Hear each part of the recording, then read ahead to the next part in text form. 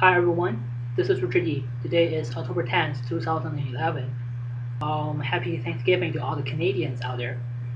So obviously Canadian stock market is closed due to Thanksgiving, but apparently American stock market is still open. So today I want to take some time and kind of do some commenting.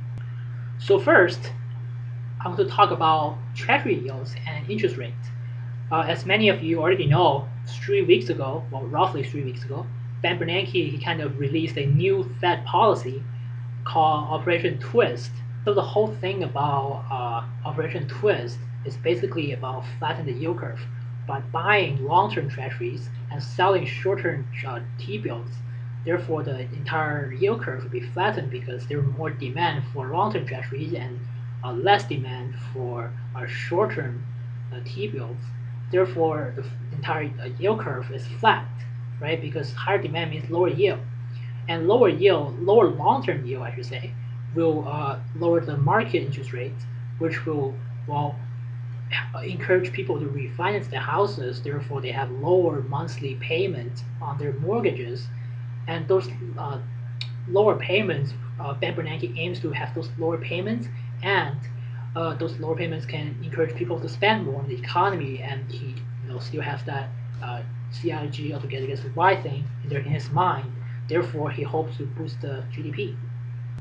I don't think this so-called Operation Twist is gonna help the U.S. economy by much, because A, most goods are not produced in the U.S. So, well, even though you can stimulate consumption, but those consumption will only lead to more export from, say, China or other countries. Right? It's not gonna have much effect on the overall employment in the U.S. Thus, it's not gonna boost the U.S. economy by much. And B, I doubt the actual effectiveness of this policy to actually boost the consumption in the U.S. because how much are you gonna actually lower the monthly payment by? It's not gonna be lowered by much, right? Even though you aggregate all the U.S. population, then it's not gonna have much effect. And besides, average Americans they don't have that much equity in their houses, so even though they might refinance them, how does $50 more per month can help their how much about the U.S. economy? But the ironic thing is, 3 weeks after the Fed policy has been in place, long-term interest rates are already rising, and even rapidly. Just look at the Treasury yield charts. Both 10-year and 30-year have already bottomed out and started rising.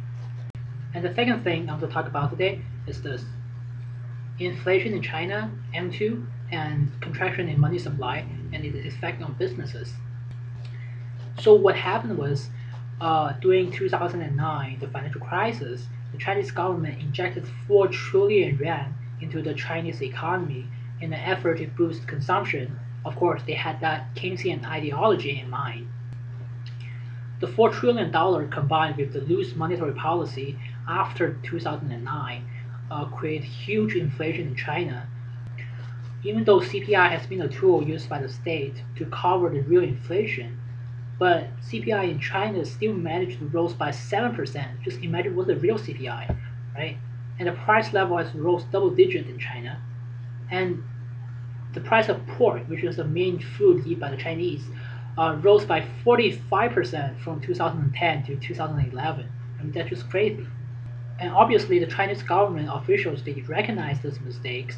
So starting March 2011, the Chinese central bank has raised its reserve requirement every time by 0.25% or 25 basis points by twice a month. They raised it twice a month since March to about June.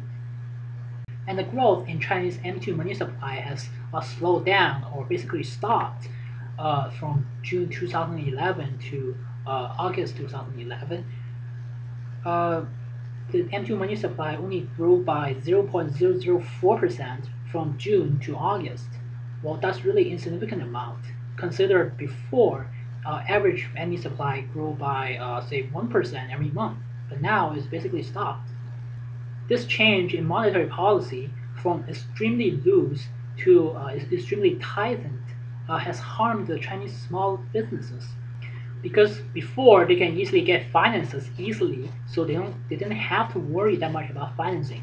But now, since the monetary policy is really tight, the only source those small businesses can get money from to continue their expansion or to sustain their current structure is to going to the banks. But banks, since the central bank has raised the reserve requirement, it would be much harder for those small businesses to get loans. So what happened is now those small businesses they have many of them are on the verge of bankruptcy because they can't get loans. So what happens is many of those Chinese small business owners they go to borrow those high interest loans from the private sector.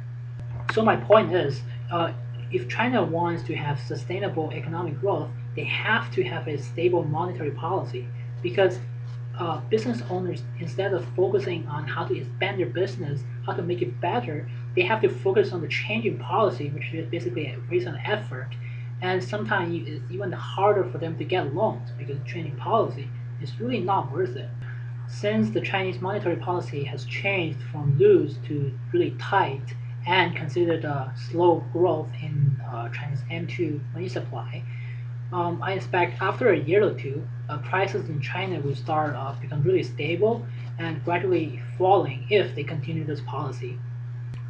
But I think it's still really important for China to open more of its state-owned industry to allow private enterprises to go in to compete. For instance, lending. I mean, you just can't have a bank doing most of the lending, and those banks are owned by the state. I mean, in that sense, the bank will only lend money to those large corporations because they're more safe. And even though there might be lower return, but hey, who cares about return if you're a state-owned bank, right? So you need to open up banking industries, open up lending industries, because that's the way to have small and medium businesses grow in China, and that's the future of China's economy. That's it for today. Thank you guys for listening. I will be blogging again soon. Take care, guys. Bye.